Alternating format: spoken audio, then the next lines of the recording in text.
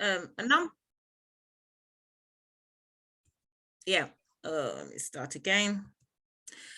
And we're aware that a number of you might not use the title dramaturgy, but you might have, and well, we've read your CVs, we've read your proposals, and we know you do have dramaturgical skills.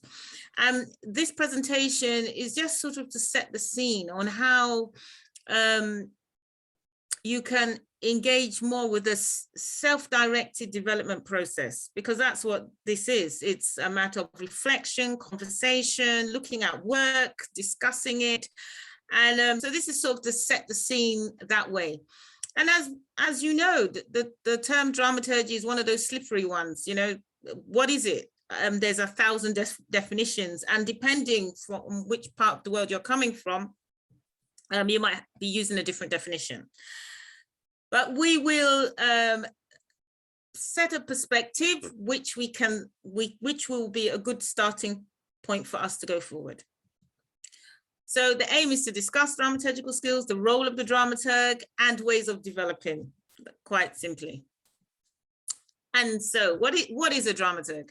Well, in this role, the creative artist is not an artistic director, a choreographer, a composer, a playwright, and a deviser. So you're not those things. So I thought I should start with not, but is usually supporting one of these people or a creative team. So the dramaturg sometimes has a very funny place in the creative team. Like Faye was saying, that she's sort of in between person at intersections when you're in cultural policy or production. And most of the people on this call themselves multidisciplinary artists, you know, people that do several things. And I think that's why you're attracted to this. A lot of you have already do multiple roles, but when you're a dramaturg, you're not actually working in these roles. So what are some descriptions of a dramaturg? And as I said, it can be defined severally. So I've just put down a list of what people might describe as a dramaturg: an outside eye. You're doing a production, you ask a colleague to sit down and watch.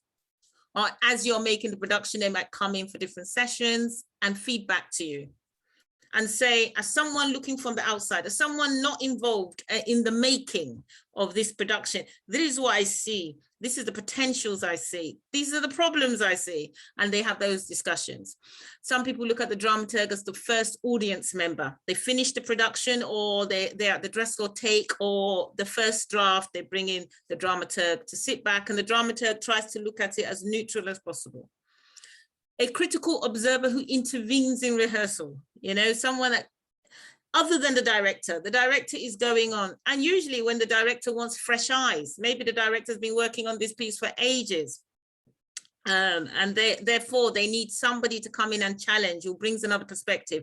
By the way, I will give these slides to Mark, who will upload them so that you can have access to them later. And listening ear to the creative lead. As you know, if you're leading in a production, there's certain things you don't want to say to the cast, but you have to say to someone. If you might say it to the cast, it might undermine them or scare them. So you need someone who you can have these conversations with, a challenger of the creative team, moving people out of their comfort zones, a sparring partner. You know, a boxer has someone they sort of box with, you know, to keep their skills up. A researcher who finds ways of linking the production to maybe a wider social and political project. A mirror, a translator. And this could be translation of language, but it could also be translation of form, you know. Let me say you're taking a novel. I think Sonia talked about someone who had a play and written by somebody from several decades ago, maybe, you know, and bringing that up to date, making that relevant to a contemporary audience, something that is historical. And also, I think in Sonia's discussion, looking for things that are not apparent, but under the surface, and pulling them up. And that is a skill of translation. A curator. We'll come back to that later. Oops, am I going the wrong way? Yeah, a support of the creative lead and team in developing parts of artistic inquiry. You might be creating something, and you might need to find a new way of expressing your ideas that you can't pick off the peg, that is in no book. It has to come out of the production, has to come out of the theme before you. A fix of problems. Sometimes as a dramaturg, I've been invited into a rehearsal where the choreographer or director feels stuck. And maybe because they're emotionally really involved in the process, maybe there's things they need to let go of, but they're so emotionally attached. And then the dramaturg comes in and says, you've got to let that go, you've got to let that go, give it to me now, give it to me, and takes it off them. You know, a dramaturg can be a midwife. I think someone mentioned that. I think Nika was saying that she feels like a creative doula, you know. You help the creative person have the baby, you know, you seek ways. There's sometimes dramaturgs work a lot with media people, sometimes seeking ways of framing the production, the Q&A, you know, the program notes, those kind of things, designing encounters for people to build a community around the production. And then sometimes they are in a bit of a mentor role for the choreographer or the director, because sometimes as creative leads, you can't, you're looking after everyone, you need someone to look after you, you know, or you need some nourishment for yourself. So on a negative spectrum, the general dog's body and scapegoat. And, you know, sometimes you have to try and avoid getting pushed into this situation, because I have experienced situations where people bring in a dramaturg to take, two people in the production are angry with each other and they're using the dramaturg to bounce, you know, to deflect, because the dramaturg is not the artistic director. The dramaturg is going to leave the process sometimes. So sometimes they dump all the problems on the dramaturg. So you can see it's not a one specific thing, but in all of these, you see one thing in common. It's someone that is at some kind of intersection in the piece. They're working at maybe crossroads and interfaces, which might be creative, but also social, which are also political. So the skill base, and the skill base also is very relational. You're supporting relationships, creative relationships, sometimes of the creative people with themselves and with others, and sometimes with communities and institutions. And that's why there is so much variation. So the emergence of the role, as I said earlier, a lot of people do dramaturgical work, but don't call themselves a dramaturg. And maybe with time begin to say, actually, I've been doing some of that. I've been doing some of this dramaturgical work. And usually the role emerges. This is from my experience. It seems people start wanting to name the dramaturg as the industry, the performing arts industry changes. And I'll use my example in Britain, and that's why I've got the British handprint there. In Britain, a number of things were happening. People started, for example, creating their own work. And if you're dancer choreographing on yourself, if you're an artist director and you're performing in the play you are directing, sometimes you need another person who can shift your perspective or open up your perspective. So there began to be a lot of independent artists who did not have large creative teams, had to do a lot of work themselves and needed someone to come alongside them in that process. So that was one of the things I saw that was happening in Britain, that people started to look for dramaturgs. Now, I work a lot in dance and mainly with choreographers from the African diaspora who are using dance forms and also trying to tell stories that come from an African space or come from a diasporan space. And they want to say it on their terms. And in order to do that, they sometimes bring in a dramaturg to sort of say, politically, how would they be read? You see, sometimes some work, if it's not carefully curated, it will be stereotyped, and the publicity and the reviews about the work goes contrary to what the artist was trying to express. And to change that, sometimes you bring in a dramaturg who can help you start thinking through, how do I present this? How do I avoid actually perpetuating the stereotypes I'm trying to break? Because it's easy to do that. You know, if there's imagery out there in the public space that that people easily understand to be related to your experience, if you're not careful, you might use the same imagery in your work and misrepresent the stories or even the ideas you want to express. So that's why it was, I would say it was the early 2000s, maybe the late 90s, it started to emerge, and mainly in around communities of Black artists, I would say, and not much earlier in the wider dance industry, maybe the 80s. So it's quite a new area in Europe.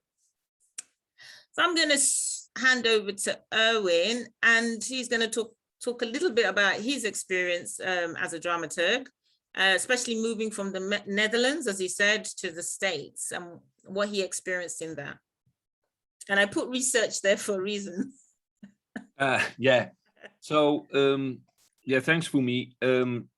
With regards to dramaturgy, where I came from in the Netherlands and also working in Germany, the dramaturg was often used as the person that really looks at the work and asks the question, why now? Why here and why now?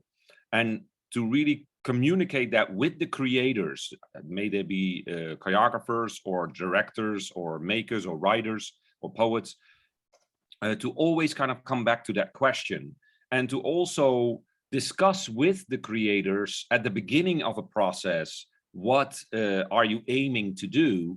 And then maybe a few months later come back and say, this is what I see. Is that what you are aiming for or not? And that's okay if it has changed, but you mentioned this at the beginning and now it's turning into this. So that was really that role, as Fumi was saying, as the outside eye, as the person that kind of like helps the creative process. And then when I moved to the US, I discovered that the role of the dramaturg here was much more used as a researcher or even as almost as a directing assistant. A lot of the dramaturgs were in the rehearsal rooms, in the creative process, all the time there, which kind of made them lose the outside eye. They weren't able to be that outside eye anymore because they're in the process the whole time, as much as the director is or the creator is. And that was quite interesting to me to see that as a difference between the two worlds where I had practiced. And I think it might also relate to the fact that that here the film world is of course in some ways larger than the theater world, and dramaturgs in the film industry are indeed much more used in that research sense as, oh, we're making a film about, you know, that period in that country. So how does, in order for it to be realistic and real, how does everything look? How did everything look like in that period? Or how did people dress? Or how did people, and then somehow the dramaturg gets to do all that research. And to me, that was a different way of dramaturgy. So it's just to say that obviously dramaturgs are used in many different ways. And as you already said yourself, at one hand, we all are dramaturgs. All of us are dramaturgs. A lot of dramaturgs also turn into creating work themselves, become makers or writing themselves. But as Fumi said, for the sake of our lab, in this lab that we're looking at, we're trying to look at that dramaturg, not the dramaturg as the writer itself or the dramaturg as the maker itself, but really that other person that is involved in the whole creation process. Hopefully I'm explaining that correctly. Yes, thank you. There's two things I want to pull out of what Erwin said. And he was talking about the relationship between industries in a particular place. So he mentioned that in America, the film industry is quite big, and that influences how they use the dramaturg in theatre. So in film, people use dramaturgs a lot to research. Oh, you know, we're doing something in 1845. What were people wearing in 1845? And the dramaturg goes off and looks at all the books and archives and finds out. And then it influences what the dramaturg does in the theatre. And that's something to keep in mind. You know, I'm Nigerian, and I grew up in Lagos and Ibadan. And in the Nigerian film industry, for example, in Nigeria, the theatre was much, much bigger than the film industry. And so the first people to start creating films, like a lot of them came from theatrical backgrounds. So we had Herbert Ogunde, for example, who was a great theatre artist from the 1940s. When he started making films in the 70s and 80s, they had a very theatrical tone to them. You know, his work has been described as an opera, lots of music and singing. And, you know, even some of our great comedians like Baba Salah, he was a great comedian. He made work for film, and it was very theatrical. So theatre really dominated. So how the dramaturg will work in this sort of environment would differ from a place where there are other kinds of work dominating. Also, the dramaturg, so just to say that where you come in as a dramaturg, you have to sort of see what kind of artists you're working with, whether the artists have a theatre background, whether they're coming more from dance. A lot of artists, especially when I was growing up in dance, had trained, if I want to call it, you know, in a family situation, within a festival situation, you know, in social situations. Then they came to university to learn how to stage it. They didn't come to university to learn to dance. They knew how to dance before they got there. This is a bit different now. But when you're working with a dancer then who has this social experience behind them, it's very different from working a dancer that all their training was in a dance studio. And how you bring different types of artists coming from different backgrounds together to make that piece coherent is therefore different, and a director can find that very challenging and may not be able to handle all those relationships and backgrounds, and a dramaturg is very useful to come in and work with them and in creating that. So just take a moment to think about your own experience. How did you come into theatre? What are the what's your background, and what are the backgrounds of people you're working with? And how would that influence how you get them to start thinking about, what does this production mean? What impact is it going to make? You know, why this production? Why now? Those sort of questions. So I want to talk a little bit about the rise of dramaturgy. I've mentioned it already, but this role in theatrical production and even, I could say, film, theatre, dance, this role started to emerge as theatre became more interdisciplinary. So at one point, people thought of theatre a lot as being led by the play text. You know, there's a script, let's make this script live, let's serve this script. But now we're seeing a lot of productions that are being led by poetry, that are being led by visuals. There's no words at all. That, you know, there's singing, there's people dancing, moving. And how do you create meaning here? How do you create a narrative that people can follow? And many of the audience may not understand the symbolism on stage. Depending on audiences, how do you make that those things apparent so people know what they're watching, that you can take them on a journey and they follow you?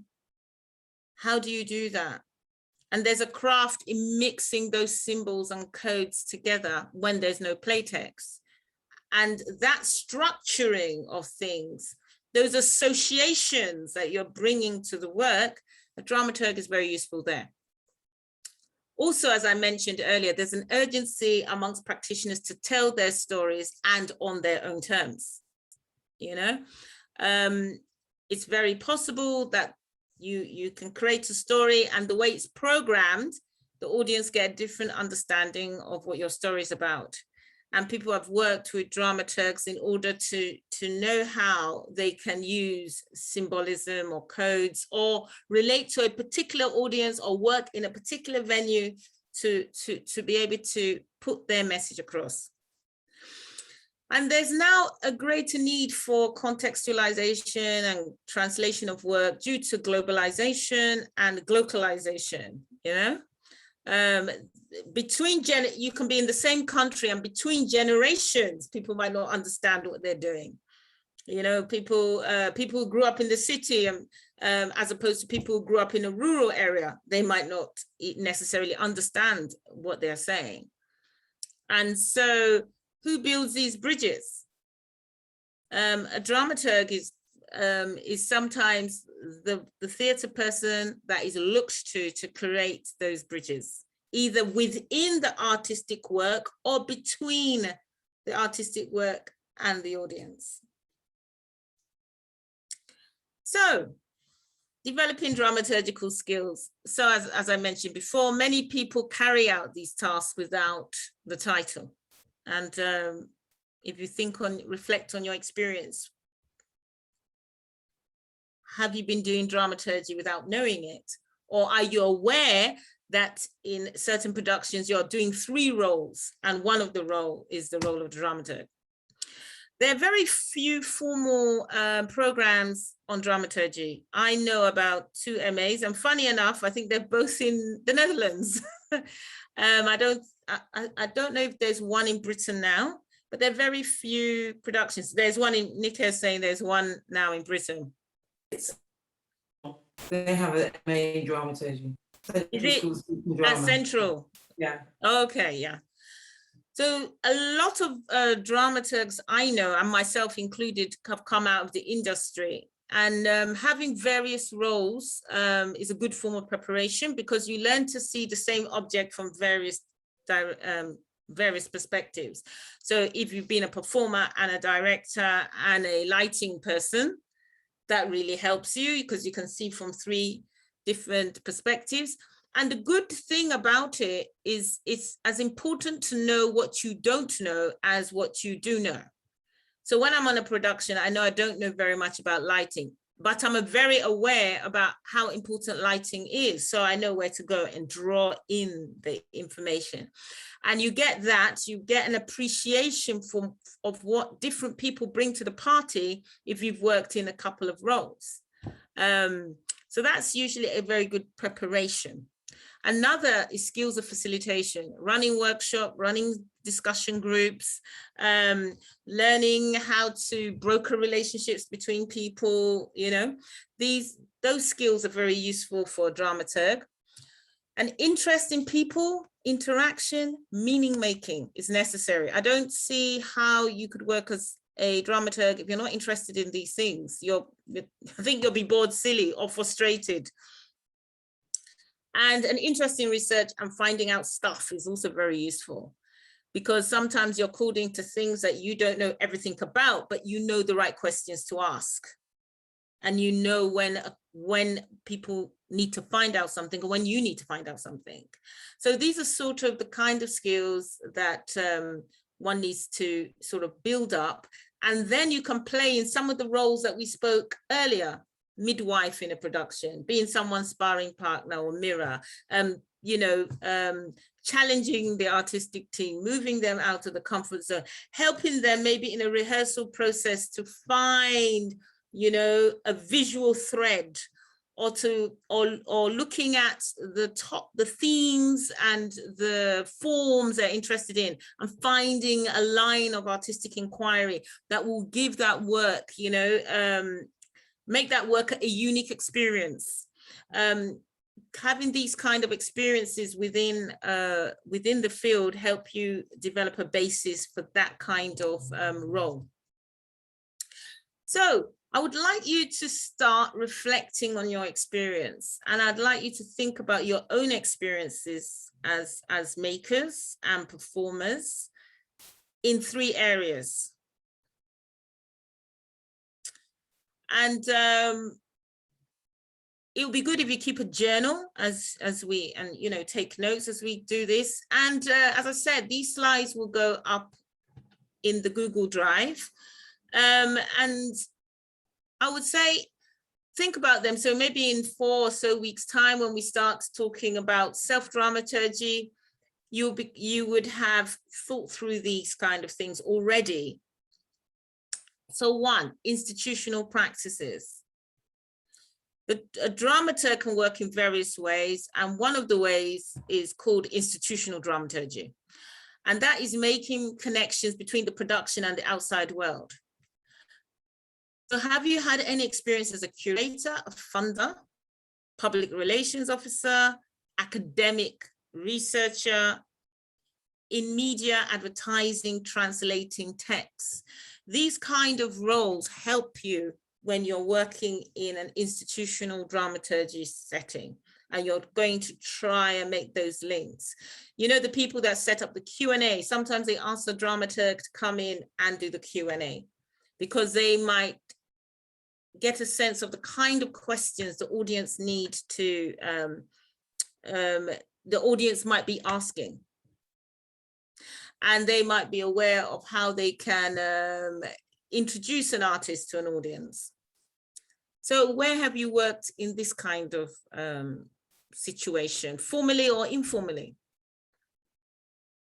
Or where have you seen someone work in this capacity and really seen the value of what they bring to a project? Theatrical production.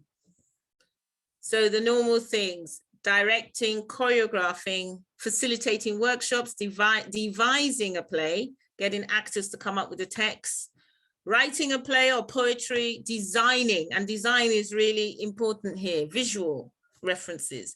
What work have you done in this kind of landscape and similar kinds of work? And what skill base have you developed that you could use to support somebody else's production, for example? And the last one is engagement with embodied practice, whether personal, social, or theatrical. And what I mean by that, kinds of work that is body-based. Dance is the first thing we will say, but there might be other things that, you know, it could be martial arts, it could be boxing. It could actually be cleaning something. You know, there might be a particular way of, you know, my mother had a way of cleaning pots where she would take them outside, get sand on a sponge made of straw and put it between her feet in a particular way and scrub it. It's an embodied practice, and that has a lot of visual and references and associations if you want to think about it performatively. It could be a personal way of walking, how someone walks could be your personal practice. Have you researched things like that? Or a social dance? It could be anything as old as bata dance or as new as Afrobeats. And also theatrical practices. Have you studied classical ballet? Have you studied, you know, is it John from Uganda spoke about a particular method of storytelling that comes from his community, for example. That is an embodied practice that might be handed down, and when people do it, people recognize it. When you see someone do it, they recognize its cultural context. That's powerful, because as soon as they see that kind of movement, as soon as someone moves in a particular way or stands in a particular way, they almost know what's going to happen next. There's already a language, there's already a history that is related to that performance that you can tap into and bring into the production. So have you engaged in choreography based on social dances? Have you worked with the experience of particular communities? Are you used to drawing on your personal narratives, or helping other people to stage and present their own personal narratives? Have you created performances based on specific forms, specific dance forms or forms of acting, or using certain visual elements, certain costumes? Are you used to creating performances using sound rather than text? Are you interested in researching social interaction? Does that interest you at all? There's a number of people here using spoken word that has a particular aesthetic which can be expanded on stage if you so wish. And so these are some things I'd like you to reflect on. With which groups or in what situations do you use these skills at the moment? And what experience have you had in these areas that could serve for you to build and develop your dramaturgical skills? And we are dedicating 2 sessions to self-dramaturgy, because sometimes we have to be our own dramaturg. When do you use these skills in relation to your own work? And the more aware you are about how you use them and what they are, the better you will be at it, the more effective. So that's the end of the little talk. And thank you very much. Yes, thank you, Fumi. This was probably the most lecture style experience that you will get in the entire 5 sessions. But as discussed also, or as written to you all via email, we of course have people at various levels of practice and at different stages in their career. So we wanted to kind of have a base of where we're all kind of on the same page with regards to what we are interested in talking about, or what we are thinking of that this lab is about, and what dramaturgy is in that sense. Because again, we all use very different kind of terms for dramaturgy, and maybe you already call yourself a dramaturg, and for some of you this was all old news. And for some of you, it might have been completely new, and you discover now, oh, actually what I've been doing, I have been already being a dramaturg for a while, and you just didn't know it yet. Or I've been using a particular form of dramaturgy. I think we should do a short break so that people can stretch a little bit, can go use the restroom if they have to, can get something to drink if they want to. And then come back and open the floor a bit so you can have thought a little bit about what Fumi said, and maybe some people have some questions. And sorry, and then after that, we will go into the logistics of the next 4 sessions. So I'll explain a little bit more about what you can expect of what's happening. So I apologize again that this session is a lot of information. It's a lot of talk. I totally understand that it feels a little like, oof, we're just taking a lot of stuff in. But unfortunately, that's kind of the first session usually. And then hopefully we're all on the roll so that the next sessions we can really dive into it with our guest facilitators. And then hopefully at the very end, which I'm sure we will, at the very end, we will have a little bit more time to go into little breakout rooms, and just everybody can just chat with each other a little bit and get to know each other a little better. So that's the plan for today. So let's see, is it okay if we meet again at 10:02? So at whatever hour you're at hour 50, so 7 minutes from now, would that be okay? You can leave you can stay in the room if you want to and just turn off your camera and, you know, and go to the restroom or get something to drink, or make sure that if you do get out, that you get back into it at 10:02. So we're seeing each other all in 7 minutes. Take a little break, stretch a little bit, because sitting the whole time is also not good for our bodies. Yeah. Okay. See you all in 6 to 10 minutes. 6 to 7 minutes. Sorry. Arif, long time. Thanks, Fumi. That was great.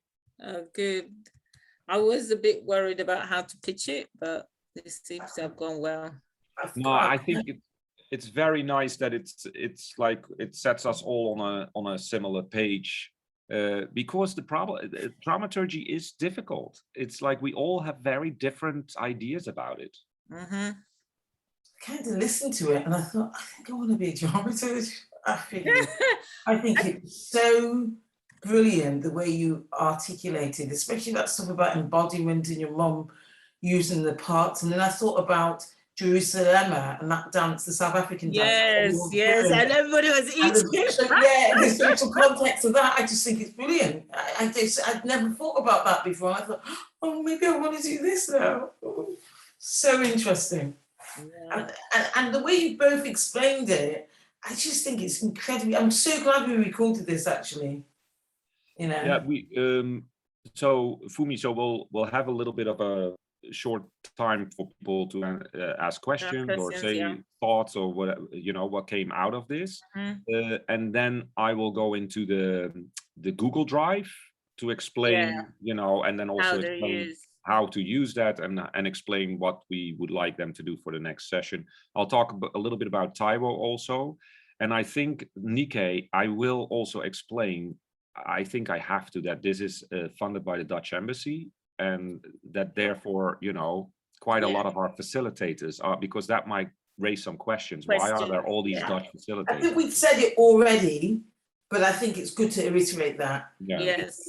You know, that's where it's come from. We have said it in our communications out to everybody, but it doesn't harm to say it. You know, people understand how these things how they work. And I think people were quite thrilled to have Alfonso and Sonia and even the lady from Canada, because it just gives it a different mix and a different energy to the space. Really exciting group of people, really. Very. I agree. It's a very engaging, very nice group, very engaging group. And we'll just have to see what happened to Fitsum from Ethiopia. I will say, I do remember from the application that the application, the English seemed also a little bit tough, but I'm not quite sure if Ethiopia is using, is Ethiopia using English also, or? Yeah, they use English.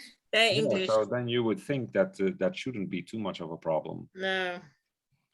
Some people just don't write well in English, do you know what I mean? You'll see that in Gambia a lot. I see that even in Nigeria sometimes, depending on what parts. They just don't. There's a lady I know who's got a PhD and her written English is not at all good, and she said, I just don't know. I don't know how to say that. Then she's, you know. So at the very end, we should just stay on for like 10 more minutes at the very end to just briefly discuss for next time and what needs to happen. The debrief. Cool. Yeah. I'm just gonna quickly run and get a cup of water. Yeah, ditto. Oh, I've got 3 minutes.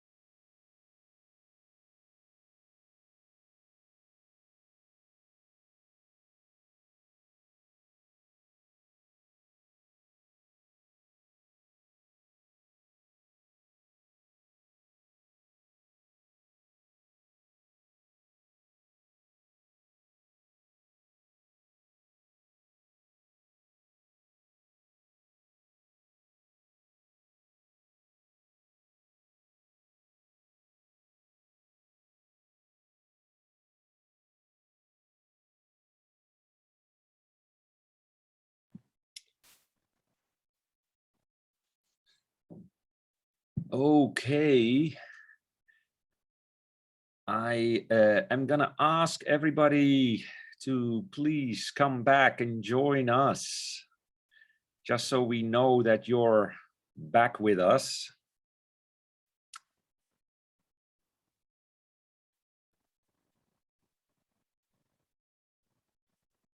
Because I don't want to start until we're all back. So if you can either give a shout out in the chat or turn your video on for a second so that we know you're here, that would be helpful. Great, thank you, Faye. Great, yes.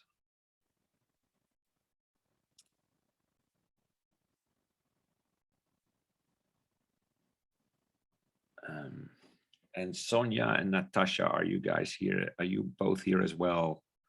Yes, there she is. Great, thank you. Okay. Okay. Sonia, hopefully you are back as well.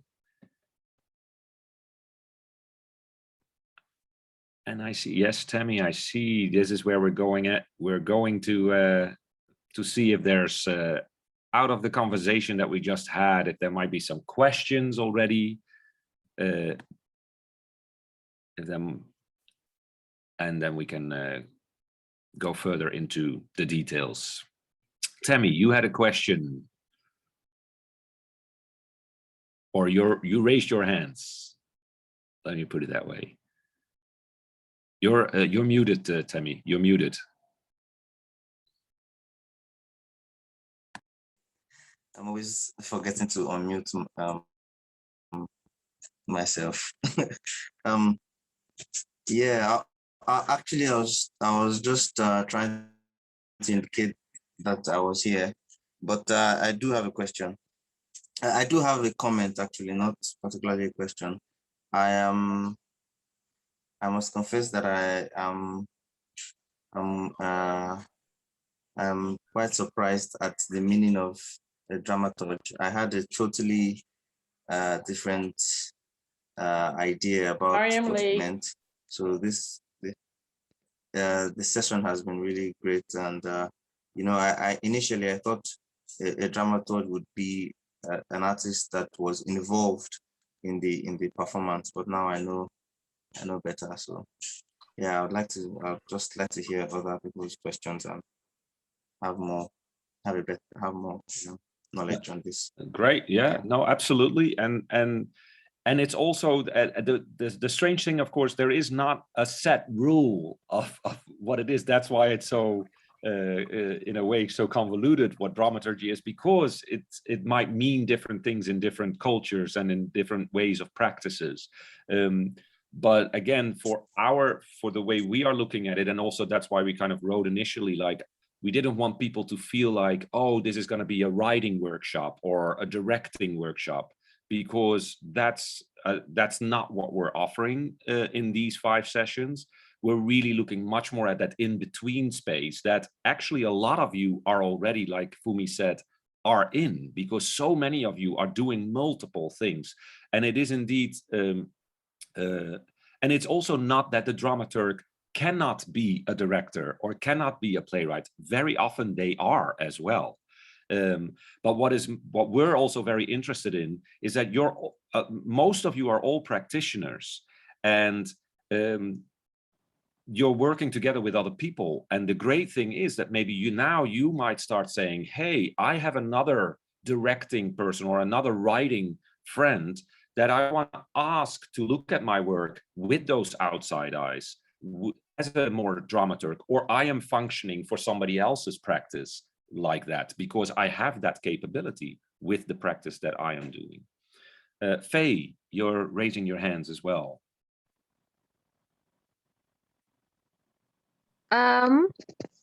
Yes, I was aware that, like, in Germany, for example, like, dramaturgy is a thing that people do and you can get hired for. It's also more of a comment, but it's so people have said, oh, Faye, you might do well in the dramaturgy space, but I'm also Interested to know what that looks like from an African perspective in terms of an African economy when it's just a struggle in general to get money, right?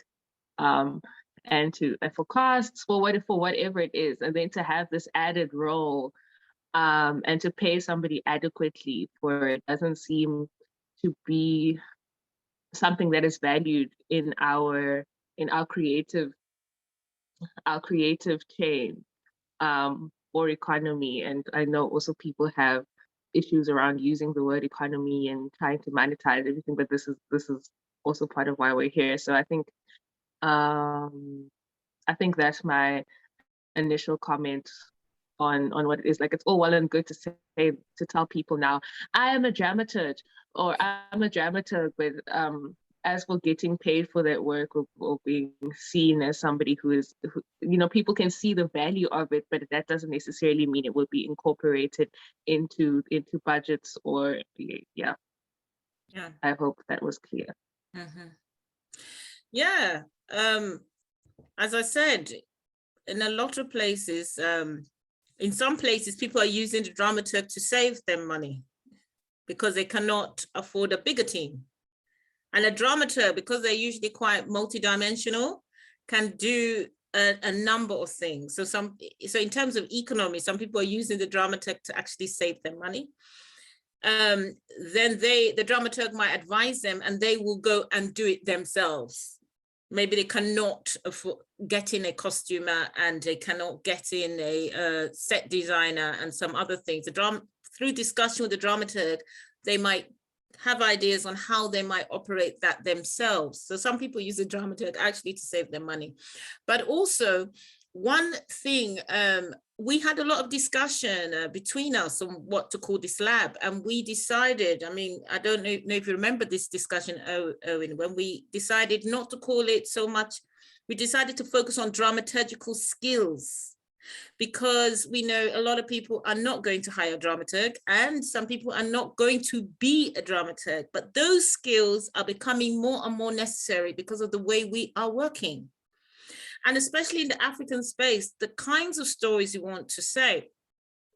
Usually a lot of theatre is playwright-led.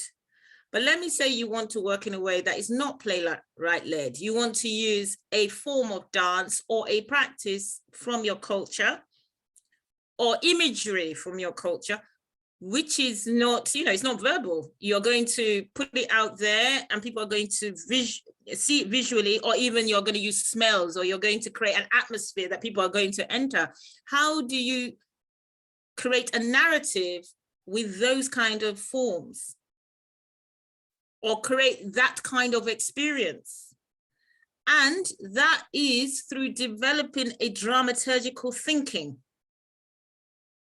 It's not a director that can always help you on that, you know what I mean?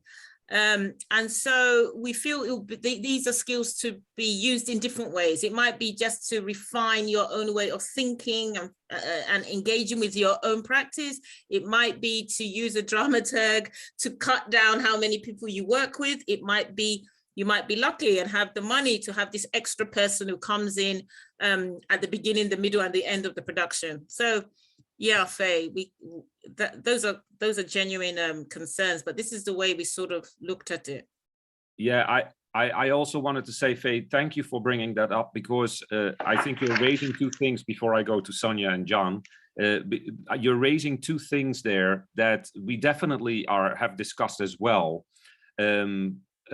One of the things that we feel why this is interesting to discuss and to talk about is that we are looking also, and from your applications, we really feel you all have a sense of leadership in your community, you're all or in your practice.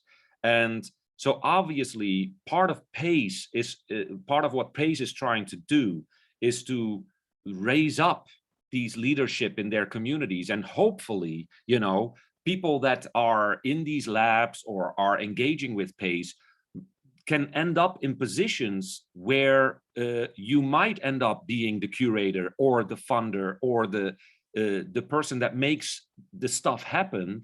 And indeed that you start thinking, hey, we need to get funding for these kind of positions, or we need to support these kind of people, because very often now we still see that people are in those positions that do not think that way, that don't have that background of thinking. And we need to get more people in those positions that think, you know, the way we are thinking here, that appreciate that thinking and want to support that as well. So that's one thing of what we're trying to aim to do in these labs, of course, and to further develop. The other thing, what you mentioned about the African perspective with dramaturgy, this is why we're so excited to partner with Taiwo Afolabi and his HowlRound series. It hasn't started yet. It will actually start later in October, and Taiwo will be one of our guest facilitators. And he is currently writing a book on decolonizing dramaturgy in the contemporary performing arts space, and with many other people contributing to that. And HowlRound, which is an online platform that does podcasts and videos, that is discussions about the arts. They asked him to do a series on that same topic. And so he will have a series, and Fumi will be one of the speakers there as well, that we are going to share with you as they come out, this series, that we are going to share with you, which are conversations with people in the African space in relation to this dramaturgy and the different roles and the different perspectives. So we're really excited to be able to share that with you as well as they come out, and that will start later in October. Sonia, I think you had a question first, and then John. It was for questions. I'm sorry I missed your moment, Temilu. I'm sorry I missed your moment. I'm sorry I was late. I just wanted to say that for me, that my research that I'm writing on right now is decentering the Western story in the academic space in Barbados and the Caribbean, and conceptualizing what is Caribbean performance and how it should be taught within to be a more humanizing act, you know, just on that decolonizing note. But what was interesting for me as I listened to your presentation was two things. I was able to identify at least one space where I was a dramaturge in a purer way than the way I am a dramaturge, in terms of, because a woman from South Africa was here, Toby, and she's a musician, and she was touring the Caribbean, and she wanted to make something to leave in the Caribbean. And I sat with her, and within, and I asked her certain questions, and then I led her in the direction of what I heard from her, where she needed to go. And she went off and wrote the piece, and I brought it back and I edited and created the piece. But I ended up directing it, doing the set design, and holding debt for it, being a producer and holding debt for the piece, because she wasn't from the island. And so I also had to show her how to do certain things in the island. Because she wasn't from the island, I had to sign for her things for her, and I ended up being in debt, you know, because of the process with this woman. But it was kind of like, you know, a piece where somebody came and I led them through the process. And this is done, I do this in so many ways. I call myself a mentor, and then I go to every session and I advise directors, and during the session, you know, so like there's so many ways in which the dramaturge is part of something else that we already do. And in the economy in Barbados, it's like the artist is used up and not compensated, because the government would come, for the 50th anniversary of independence, they asked me to create something, and I said, I will create something that has something from all of the artists and from all of the folk traditions in it. And I created this epic production. I did the set design, I did the research, I wrote the piece, you know, and I only got paid for one item. And so I wonder how I'm going to, if we are going to go in the direction of calling ourselves dramaturge, how we're going to sell it within this kind of economy, you know, and if there are links because what happens is that you're not an institution yourself, you're an artist. And so it's very hard to access funding, you know, So now you have to give yourself another role. You have to become the NGO maker of an NGO and maintain meetings every week, you know. So it is a challenge, and I wonder the question of how to do this within our economy. Yeah, I think that's what most people are struggling with, frankly, all over.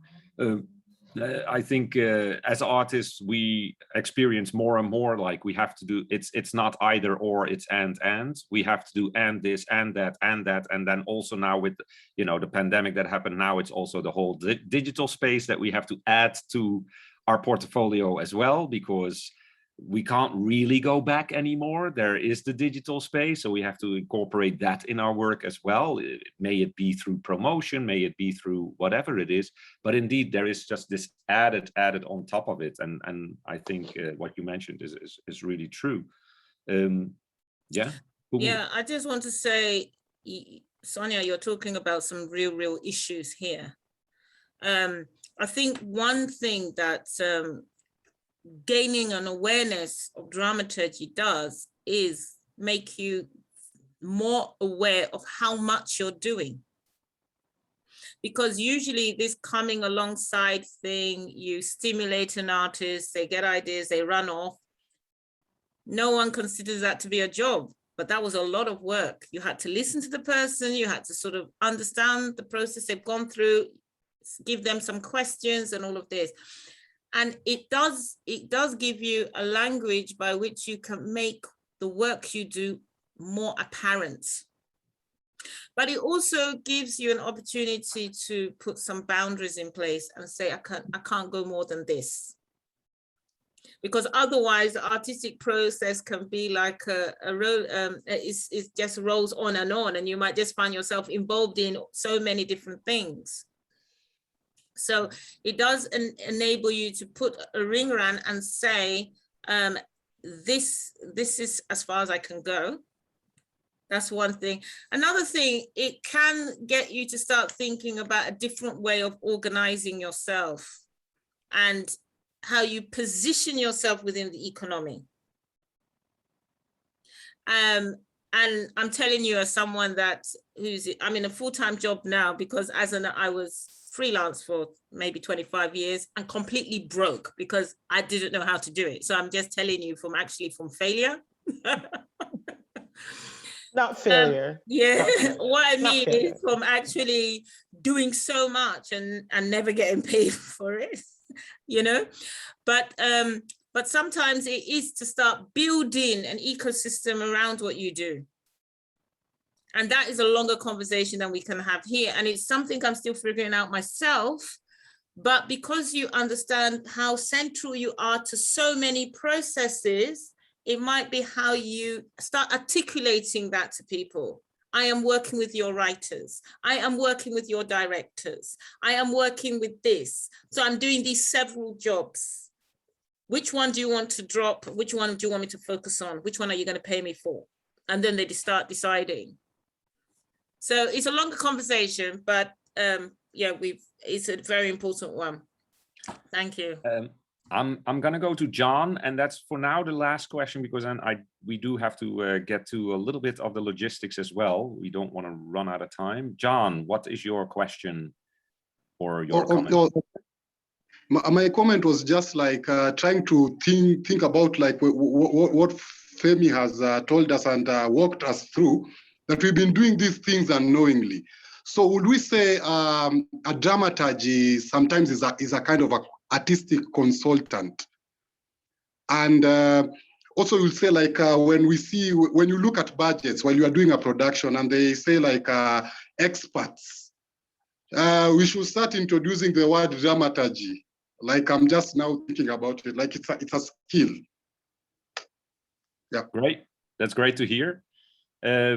Yeah, and I'm sure that the conversations that are going to happen, because like I said, this first session is quite talk heavy. I mean, all the sessions will be pretty talk heavy, but then hopefully you guys are talking more. And this is definitely the one where you'll hear Fumi and me the most. because obviously the coming sessions, we have guest facilitators. Fumi and I will always be there to kind of guide along, but there are the 2 guest facilitators that come in that will have a conversation with you.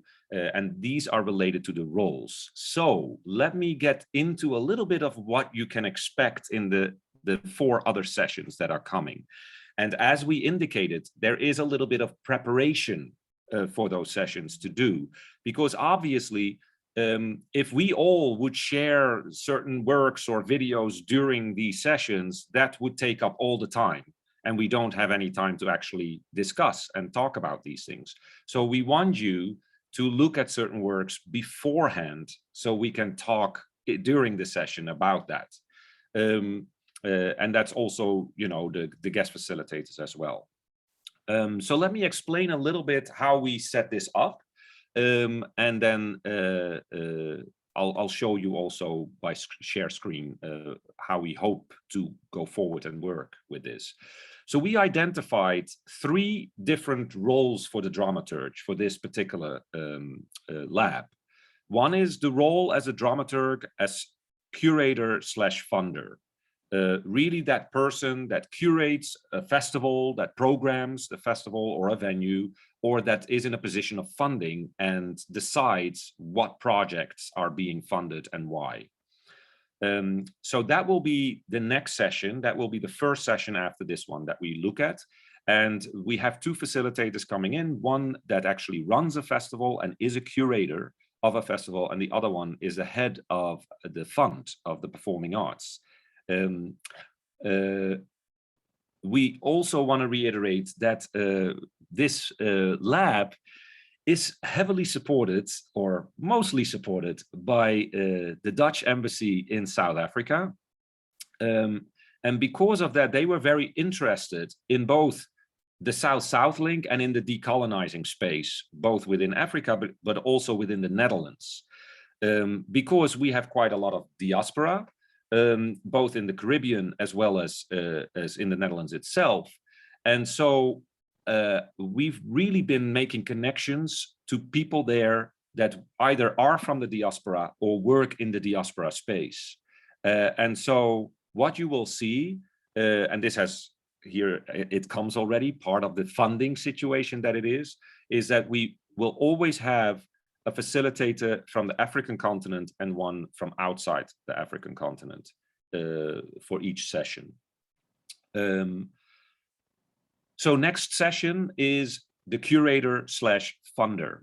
Then the following session, we look at the dramaturg as the outside eye, the midwife analogy, the sparring partner, maybe the purest form of dramaturg, that creation, that working with the project and really navigating between all those different creative roles. And then the final 2 sessions, we are working towards self-dramaturgy, which might be the most beneficial for most of us because, like you already indicated, we often don't have the funding to get another dramaturg on board or to work with another dramaturg. So we have to often do it ourselves and have to be that outside eye or that creative eye, that critical eye to our own work.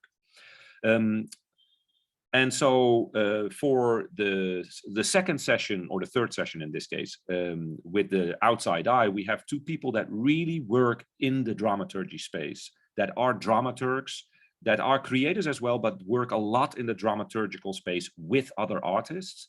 And then for the final 2 sessions, we have artists themselves that use a lot of dramaturgy and have also been in the function of dramaturgy, but that use a lot of dramaturgy in their own work, in their own creation. For those final 2 sessions, and we'll also email you about this, as was mentioned in the welcome email, we would like you to share with us a link to a project of your own making, a project of your own work, or a project that you've worked on.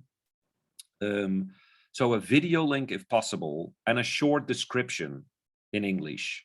A short description about the work and a video link. And it can be a trailer, it can be longer, hopefully or preferably a little bit longer. Now, if you do not have video work of your own work, then we want to ask you if you can, and if you're talking about a project that has not been created yet, but that's something that you really are interested in creating, then we want to ask you to shoot a short video on your phone, and that could be just you talking about it, or that could be you're trying something out, like you're already in rehearsal of something and you're shooting a little bit of a short clip of a rehearsal of something, just so that there is something visual material that we can share with each other and with the facilitators that come in.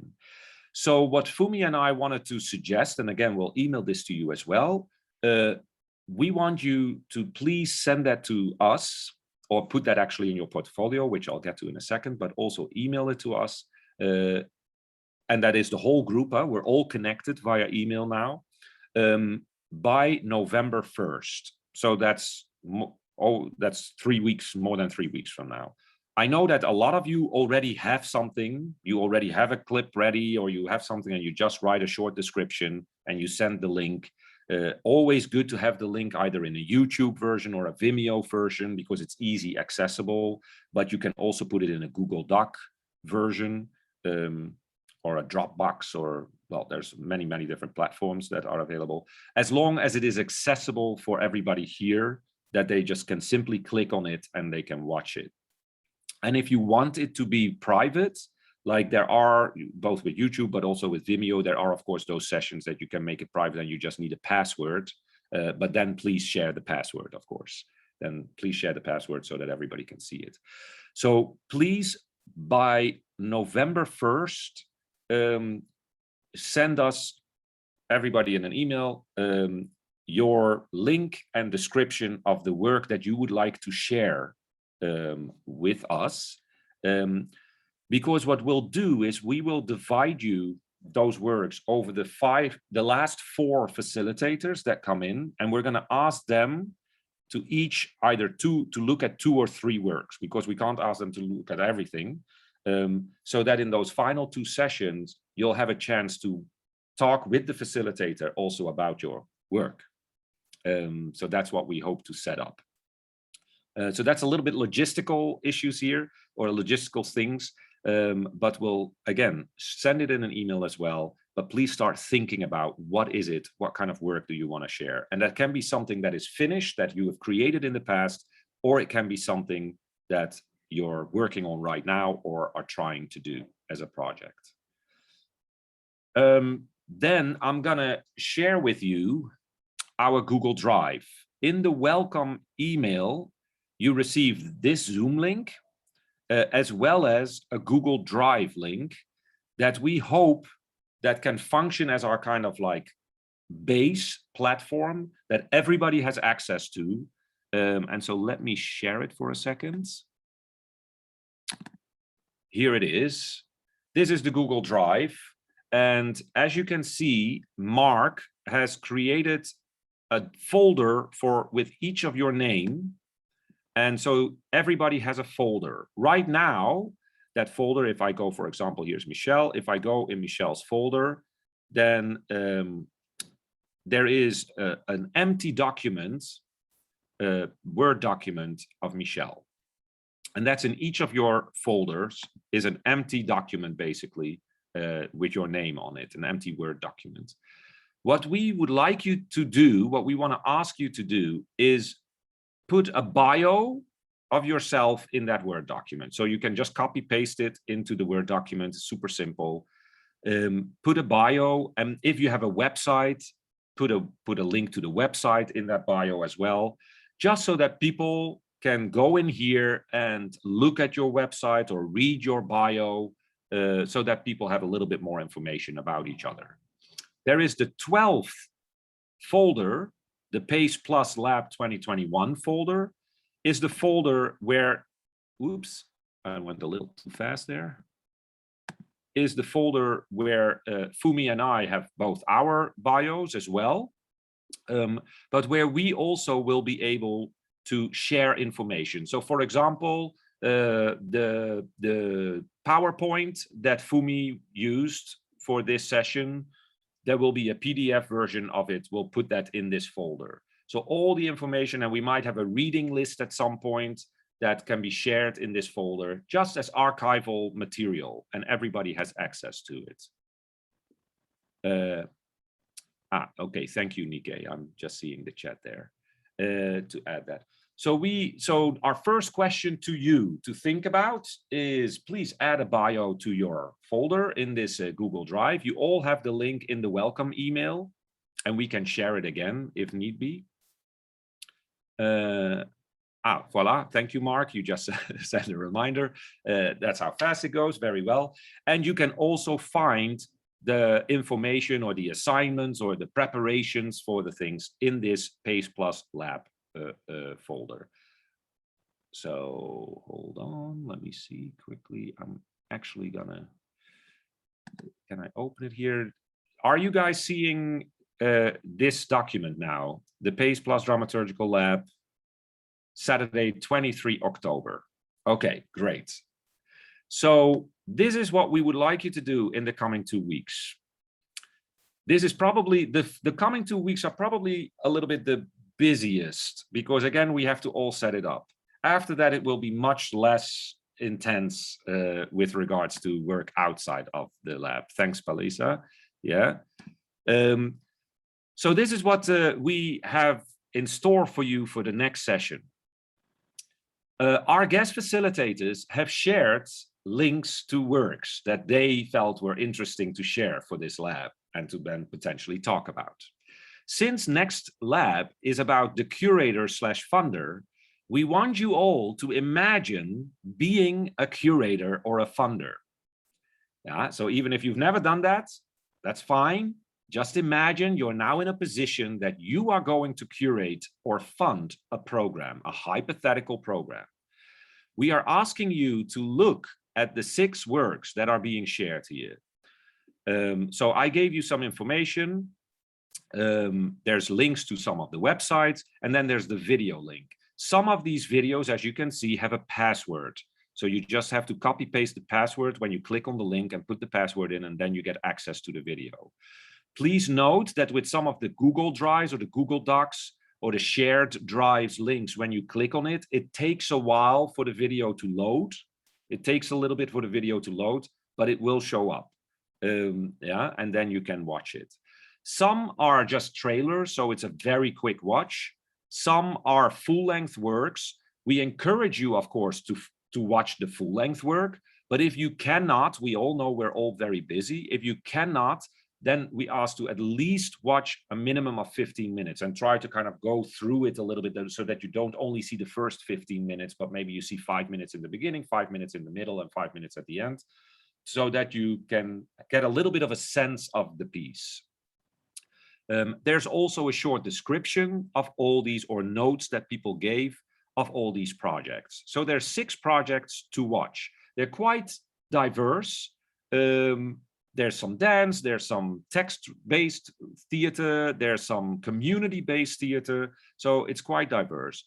There's these 6 works, and you can please look at them. I will also make sure to send this document as a PDF to the whole group. But again, you can always find everything in the Google Drive. So it's a nice place where everything is together. After reviewing these 6 projects, please prepare the following questions. And I'm not going to go through them all. You can read them when you read them. But basically, we're going to ask you to create a hypothetical program of 3 of these 6. And why are you picking those 3 works? What is it about these 3 works from the 6 that you feel these are good for my community, for the time we are living in right now? This is why I think it's important to either fund or show this work to my community. And where would you place that? Is this, do you have something in mind already, or do you imagine something different? These kind of questions to think about. It is not that we're gonna, we're not a school here, so it's not like we're gonna all hand in these questions and we're looking at it. It's more that in the next session, you will be partnered with our guest facilitators in 2 breakout rooms. where then there is going to be the discussion about, okay, now if you were the funder or the curator, which 3 did you choose and why, and have a conversation about that. And so then you'll also start to learn more from each other's and from each other's communities of why that is important in your community, and why you would want to do that now, or why do you feel these 3 works fit really well together. And then how would you also describe that? How would you describe that program to your audience? If you would have to, you know, promote it. And what about this program of these 3 works do you feel is important to share with your community? So it's a little exercise in what would it be if I am a dramaturg in the role of a curator or a funder. Again, you can find this in the Google Drive. And that's, so I know this is quite overwhelming. It's a lot of information that I'm giving. Let me stop sharing here. Voila, now we're all together again. But we hope you can really take a little bit of time to do this in the coming 2 weeks. This is one of the reasons why we don't have like a lab every week, because, you know, we know that everybody is busy and has jobs and all of it. So to give you some time to prepare, to watch, but obviously it's also great to see these different works, because they are different works from either of the continent or diaspora outside of the continent. That is interesting to watch from different perspectives.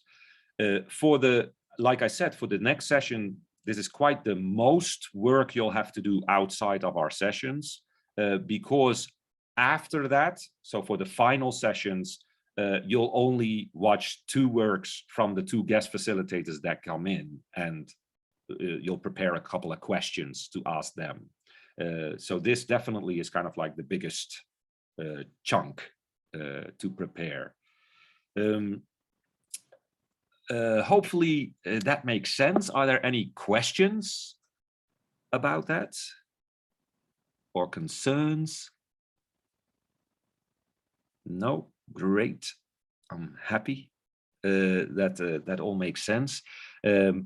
I enjoyed watching a lot of the works actually, because they're so diverse, and already I've also had some works come in from the guest facilitators. So what I can share with you next session, we have Saki Bota, who is the curator / programmer of the Woordfeest Festival in Cape Town.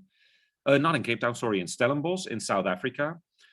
She has worked with us prior in our last lab, and the one reason why we did ask her to come back is she was so enthusiastic about the lab, so enthusiastic that she actually programmed several artists in her festival.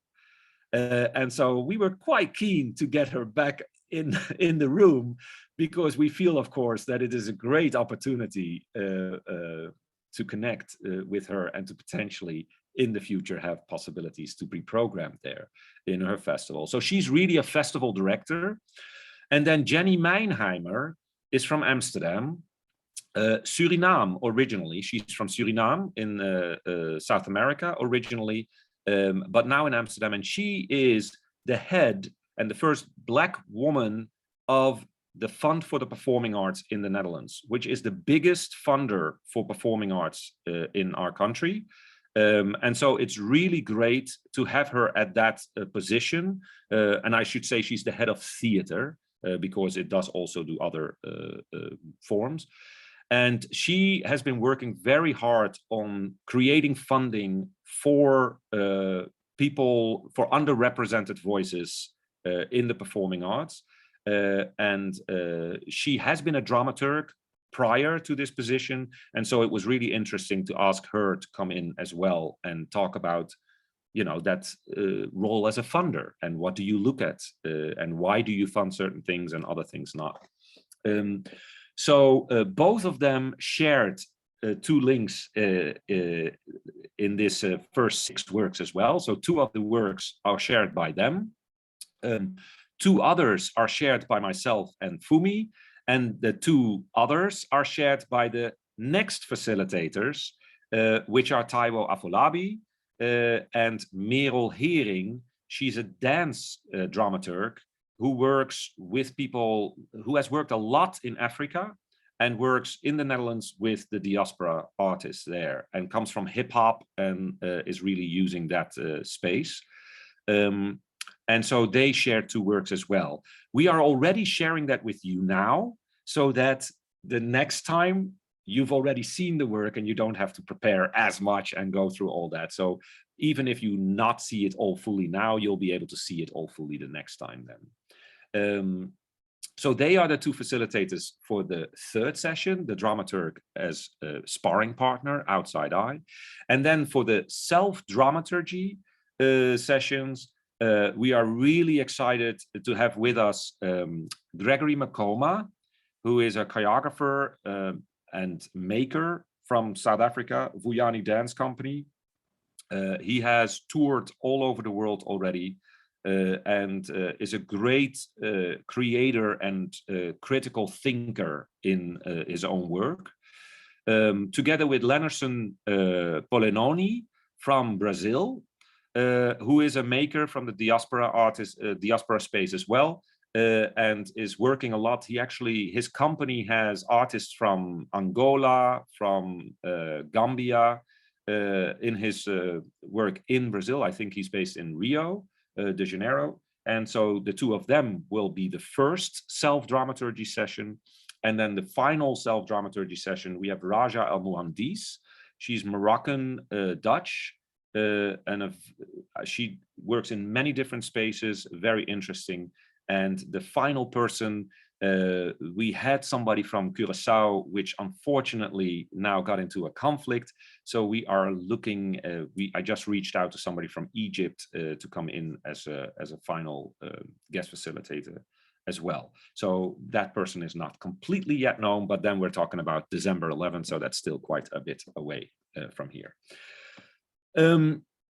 So that is what is in store for you. Again, we will ask you to prepare these things so that in the next session, when we have the 2 facilitators with us, they will introduce themselves. We will talk and you can ask questions about the role of dramaturge as curator or funder. And maybe you have some experience that yourself that you want to share.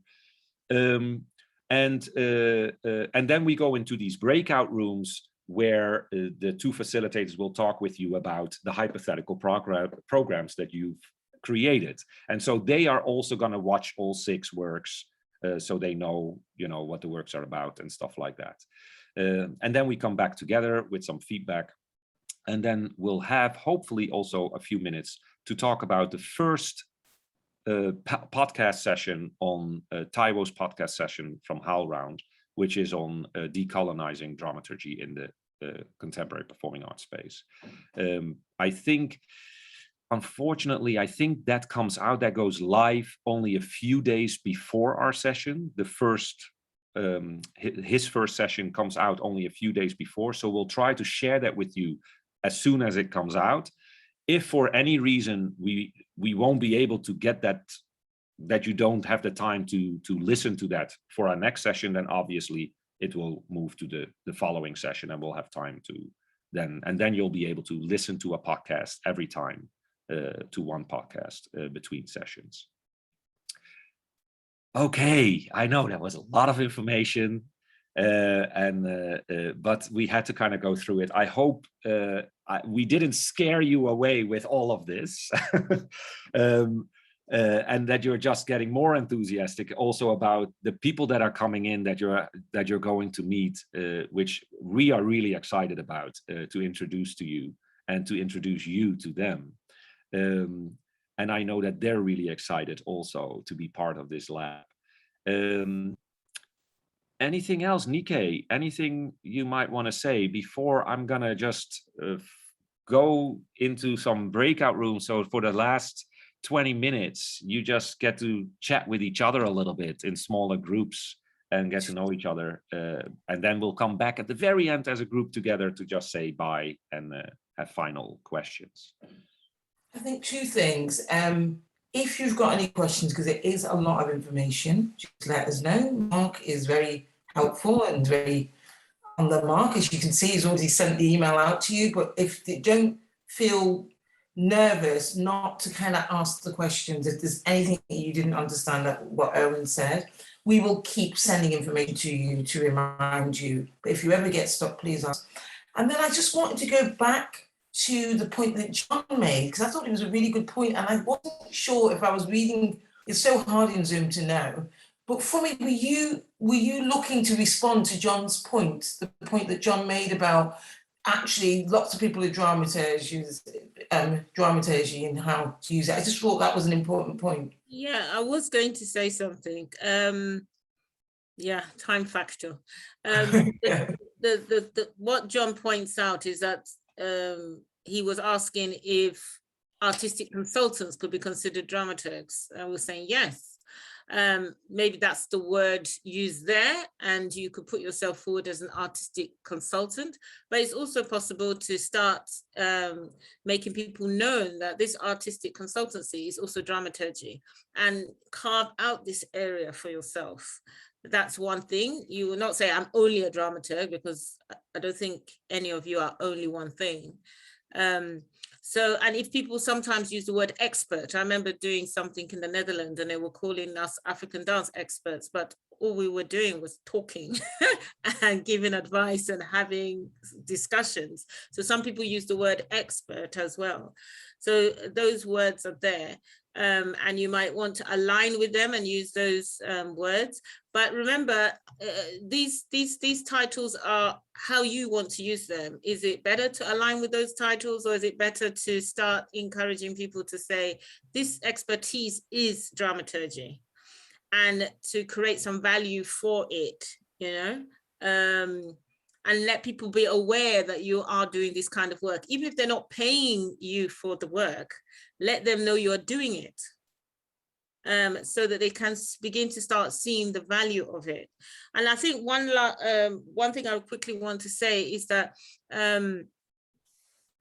the more a lot of artists, especially a lot of artists, diaspora Africa, we don't have enough time for ourselves. We give, especially people are helping a lot of other people.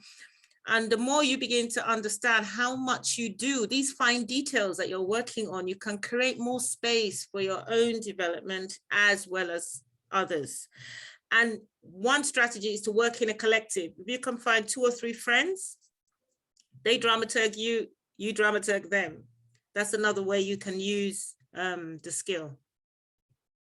Yeah, I also wanted to mention, and Fumi and I talked about this, we're not in the business of making you dramaturgs.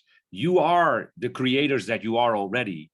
We're just pointing out that maybe you already use these skills in your own work, and you can actually use them towards somebody else's work, or ask somebody else to use those skills towards your own work. And I think, so for example, even next session, when it's really focused more on the curating side and the funding side, I find it always interesting that I'm sometimes hearing things then being said that I can totally apply to my work as a maker, as a director.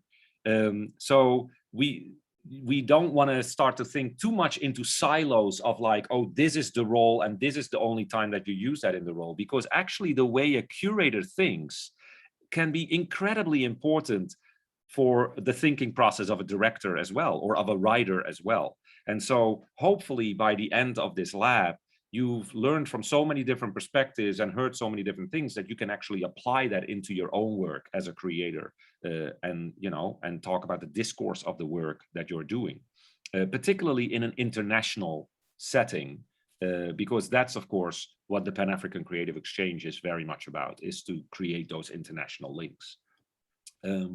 Great. And indeed, what Nike said, please don't never apologize for a question. There are no dumb questions. Always reach out to us. And also don't feel like, we know everybody is at a different level in their careers. Everybody is at a different level of knowledge, of background. So the great thing is, what I've always experienced in these labs is that some people might kind of like be apologetic of something, and then they might sometimes be the ones that say the most profound thing that everybody is like, that's what I take away from that lab. So never think that what you have to share or what you have to say might not be as important or than somebody else's. Your background, this is the reason why we put you all together, is that we feel you all are bringing something from different perspectives that are so interesting for everybody in this group. Yes, Mercy, of course, we understand. I'm trying to read the chat at the same time. So with that said, I'm gonna put you in some small breakout rooms. So you're gonna get an invitation in a second, and then just click on it, and then you're moved to the other breakout room with some people. And you know, this is totally informal. We just wanted to give you a moment also to. It's so much information. There's so much already. Let's just have as if we were at a bar together and have a drink and just meet with each other, because that's a big part of this space as well, of course, is to actually meet with each other. And unfortunately, we cannot do that. If we were all in Africa together, we would sit at a long table and have break some bread and have some drinks together now. But to also get out of this large room together, let me put you in a breakout room, and maybe in the meantime, Fumi or Nikkei or anybody who wants to share something, because it's going to take me a minute or two to do this.